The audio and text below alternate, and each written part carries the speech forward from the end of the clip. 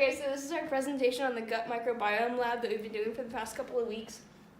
Our abstract, so the importance of the gut microbiome is pretty much that it aids in digestion and is just beneficial for an organism's overall health. And our question that we posed was, how does the diet affect the microbiome of each organism tested? And our hypothesis is if the diets of the two organisms differ, the microbiome will also differ. So the comparison of the animals that we tested is we used two different dogs, dog ID numbers 1002 and 1007. Dog 1002 is an 11-year, 5-month-old dachshund, and dog 1007 is an 11-year-old, 8-month dachshund Bichon. Both dogs are in good health and are relatively the same weight. But the difference is that dog 1002 has a diet of cat food, and dog 1007 has a diet consisting of dog food. Okay, so for our introduction, what is a microbiome? So it's pretty much the types and proportions of microorganisms found in a specific location, and then the gut microbiome is the community of microorganisms found in the gut of an animal, and the microbiome contributes to many health conditions as well as the overall health of a given organism. So introduction continued. The relationship between the gut microbiome and irritable bowel syndrome, or IBS. When the gut microbiome is stable, it's able to aid in digestion without any trouble. In recent studies, it has been found that when the gut microbiome of an organism is kind of like out of whack or unstable, the different forms of IBS are a result. So when there is too much of a specific type of bacteria and the stability is off, that can result in IBS. And then we also studied or looked for the relationship between the gut microbiome and autism. And people conducting the research used DNA sequencing methods to analyze atypical patterns of feeding from nutrition in ASD, which is also autism, and how they interact with the gut microbiome.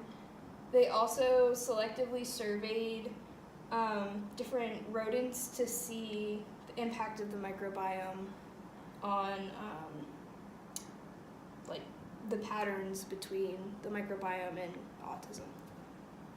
So again, our hypothesis is if the diet of two organisms is different, then the microbiome will also differ. So the first step in our methods was DNA isolation and purification. So to do that, we extracted DNA from 2 fecal samples using the QIAGEN kit, and we didn't make any changes to the protocol in this step. Next, we concentrated the DNA that we extracted using the QIAGEN kit, and it was concentrated with the Zymos spin column, and then we quantified the DNA. So after we did the concentration, we used the NanoDrop 2000 software to determine the concentration of DNA in each sample. A 260 to 280 ratio was used for the protein to DNA ratio. Next, we did a polymerase chain reaction, so we amplified DNA through the PCR. Then we did PCR cleanup using the AgentCore AmPure XP kit, which removed any leftover buffers and unused primers in the sample.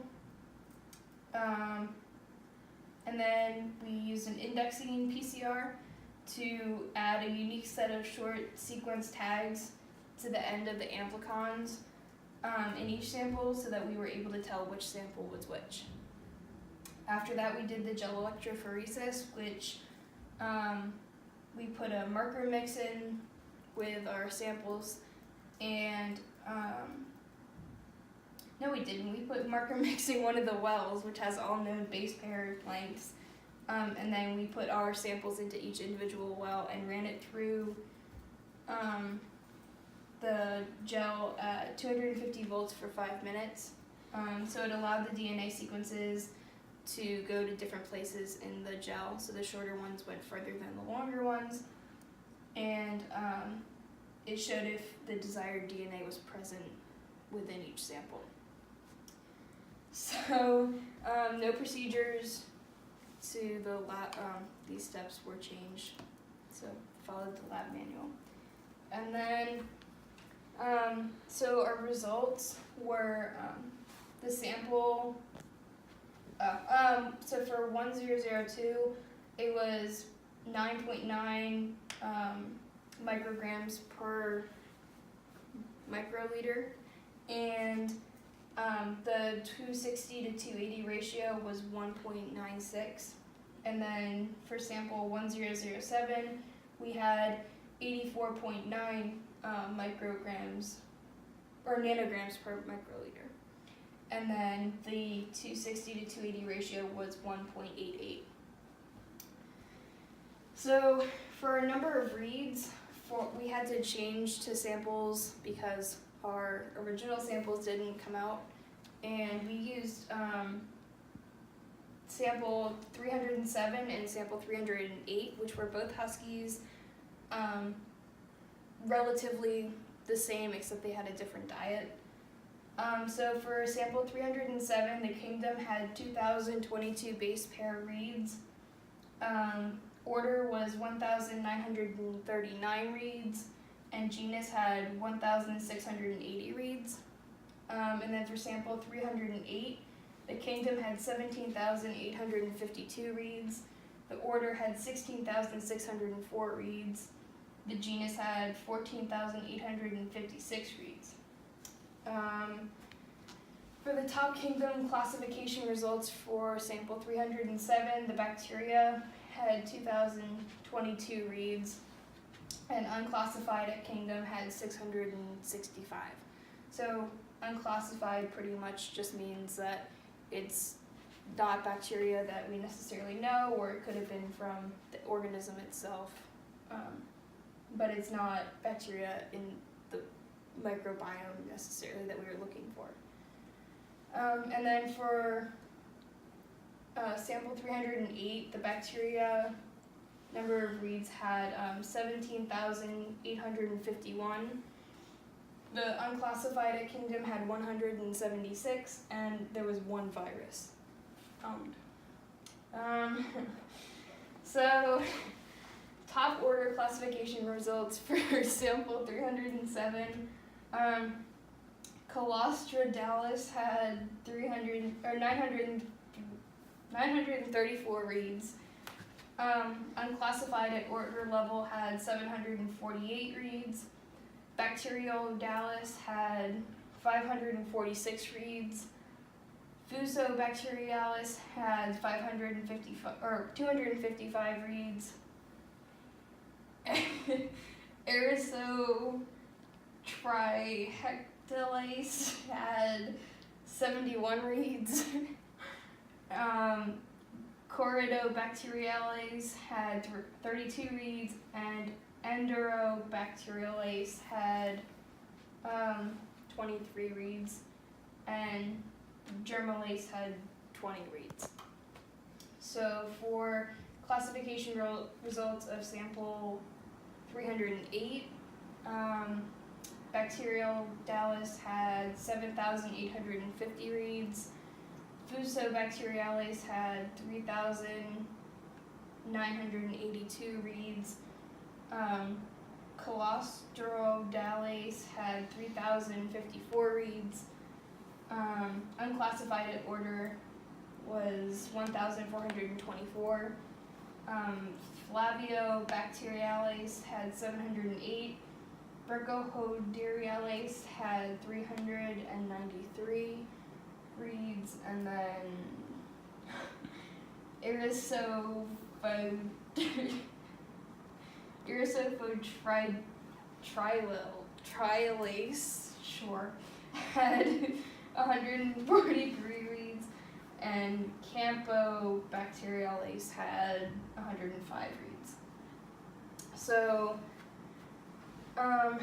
for sample 307, unclassified genus had 1,007 reads. Bacteriolades had 336 reads. Colostrum had 321 reads. Fusobacterium had 171 reads. Prevotella had 166 reads. Sarcania had 124 reads. Bladera had 102 reads, and Faecalibacterium had 92 reads.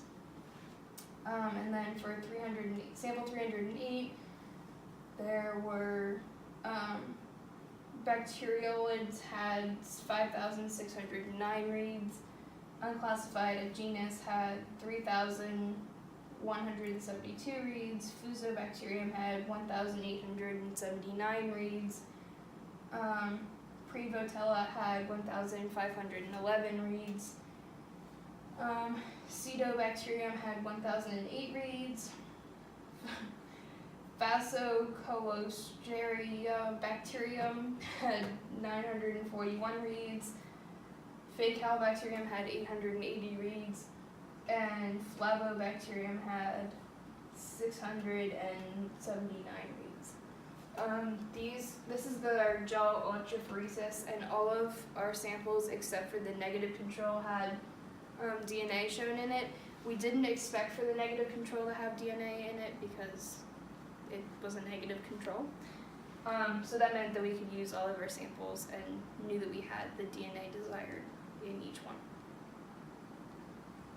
Okay, so for our discussion, the DNA extraction was successful. The concentrations were high enough in both samples, and a high enough concentration indicates that DNA is pure and will show more accurate results.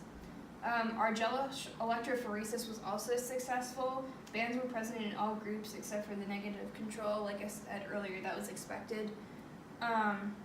The thicker bands indicate a higher amount of DNA, and in the negative control, the expected amount was 0. However, if there was any value, it indicated contamination of the sample.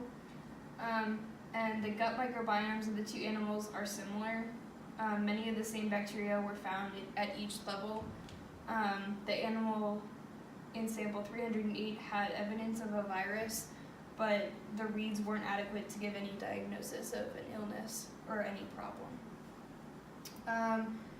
At the genus level, in both sample 307 and 308, bacterioloids were found. These bacteria were usually beneficial to the host and are found to be detrimental when in other areas of the body. The purpose of this experiment was to test whether the differences in diet of an organism affect the organism's gut microbiome. The results of the experiment concluded that our hypothesis was refuted. The differences in the gut microbiome were not as drastic as hypothesized. The two organisms' fecal compositions, specifically the bacteria, were similar. And the reads of the samples from organism 307 were similar to that of organism 308.